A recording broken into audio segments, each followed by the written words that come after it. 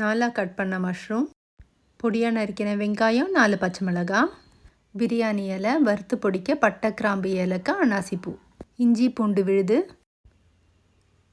புதினா, கொத்தமல்லி தழை, தாளிப்புக்கு சாய் ஜீரா, பெருஞ்சீரகம், கடல் பாசி, பொடியாக நறுக்கின தக்காளி, புளிச்ச தயிர் 50, பாதி எலுமிச்சம்பழம், உப்பு, மிளகாய்த்தூள், 100 நெய், 50 கடலெண்ணெய், 1/2 கிலோ ஜீரக சம்பா அரிசி ஊற வச்சது 1/2 மணி நேரத்துக்கு. குக்கர் காஞ்சதும் எண்ணெய் ஊற்றிக்கலாம்.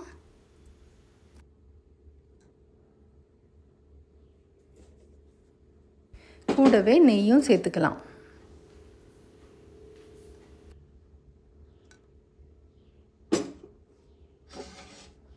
தாளிப்புக்கு சாய் ஜீரா, பெருஞ்சீரகம், கடல் பாசி சேர்த்துக்கலாம்.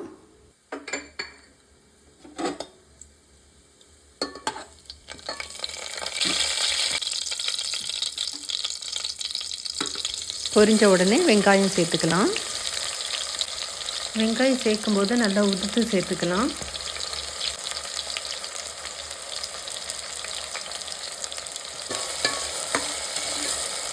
வெங்காயம் வதங்கந்தும் மிளகாய் தூள் சேர்த்துக்கலாம். அதோட புதினாவையும் சேர்த்துக்கலாம். வெங்காயம் ஒரு பொன்னிறம் வந்த உடனே மிளகாத்தூள் சேர்த்துக்கணும். மிளகாத்தூள் பச்சை வாசனை போன உடனே நம்ம அந்த புதினாவை சேர்த்துக்கலாம்.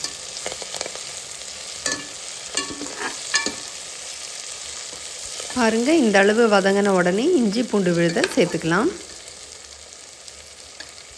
1/2 ஸ்பூன் இஞ்சி விழுதையும் 1/2 ஸ்பூன் பூண்டு விழுதையும் சேர்த்துக்கிறேன்.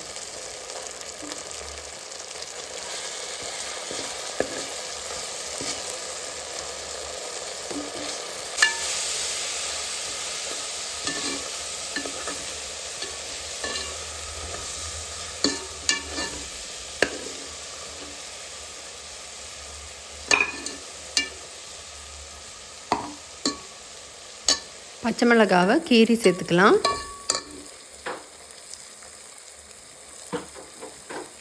இந்த ஸ்டேஜில் தக்காளியை சேர்த்துக்கலாம்.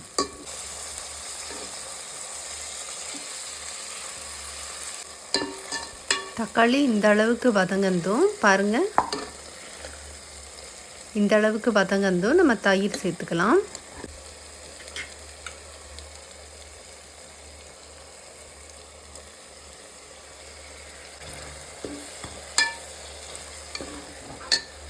இப்போது நம்ம பொடிச்சு வச்ச பட்டை, கிராம்பு, அன்னாசிப்பூ, ஏலக்காய், பிரியாணி இலை தூளை தூவிக்கலாம்.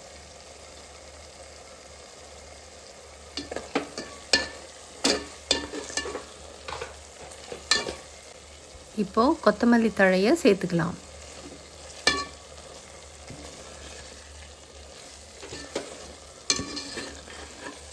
இப்போது நம்ம 4 கட் பண்ணி வச்சுருந்த மஷ்ரூம் எல்லாம் சேர்த்துக்கலாம். இதோட மஷ்ரூம் எல்லாத்தையும் நல்லா மசாலாவோடு சேர்த்து கலந்து வச்சுக்கலாம்.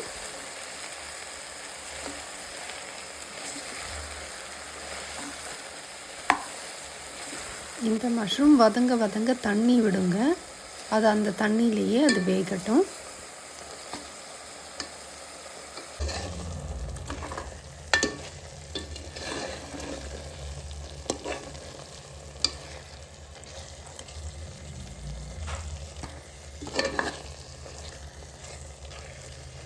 இந்த ஸ்டேஜில் நம்ம தேவையான உப்பு சேர்த்துக்கலாம்.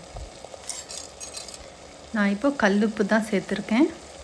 ஒரு சப்ஸ்கிரைபர் என்கிட்ட என்ன உப்பு சேர்க்குறீங்கன்னு கேட்டிருந்தாங்க.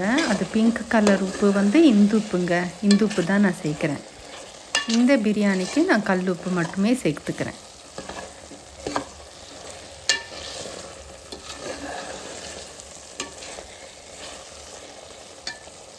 ஒரு பங்கு அரிசிக்கு 1.5 பங்கு தண்ணி. நான் வந்துட்டு 2.5 ஆழாக்கு எடுத்திருக்கேன். அப்போது 3.25 ஆழாக்கு தண்ணி ஆட் பண்ணிக்கிறேன்.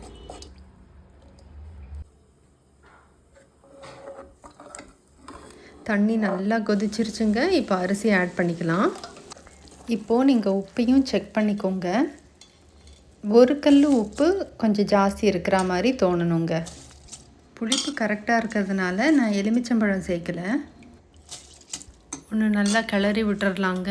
அதுக்கப்புறம் அரிசியும் தண்ணியும் சம அளவு வரும்போது தம்மில் போட்டு வேக வச்சிடலாம். சம அளவில் வந்துருச்சு, தம் போட்டாச்சு, வெயிட்டும் போட்டாச்சு. கனமான பழைய தோசைக்கல் தான் நான் தம் போடுறதுக்கு வச்சுருக்கேன். 3 நிமிஷம் ஹை ஃப்ளேமில் இருக்கட்டும். அப்புறம் 8 நிமிஷத்துக்கு அப்படியே லோ ஃப்ளேம்லேயே இருக்கட்டும். அப்புறம் ஸ்டவ்வை ஆஃப் பண்ணி ஒரு 5 நிமிஷத்துக்கு அப்புறம் திறந்தீங்கன்னா சூடான சுவையான மஷ்ரூம் பிரியாணி தயார். இந்த ஸ்டேஜில் முந்திரி பருப்பை ஒரு ஸ்பூன் நெய்யை விட்டு வறுத்துக்கிட்டு அதையும் ஆட் பண்ணிக்கலாம்.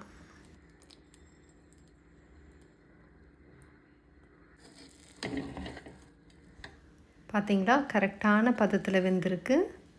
நல்லா உதிரி உதிரியாக, நல்ல மணமாக, ஒன்றோடு ஒன்று ஒட்டாமல் ரொம்ப சுவையான பிரியாணி தயாருங்க. அசத்தலாம் இருக்கும். நீங்களும் கண்டிப்பாக ட்ரை பண்ணி என்ஜாய் பண்ணுங்கள். நம்ம சேனலை சப்ஸ்கிரைப் பண்ணி பெல் ஐக்கான் ப்ரெஸ் பண்ணிக்கோங்க. பிடிச்சிருந்ததுன்னா லைக் பண்ணி ஷேர் பண்ணுங்கள். தேங்க்யூ ஃபார் வாட்சிங் அண்ட் சப்போர்ட்டிங் அவர் சேனல்.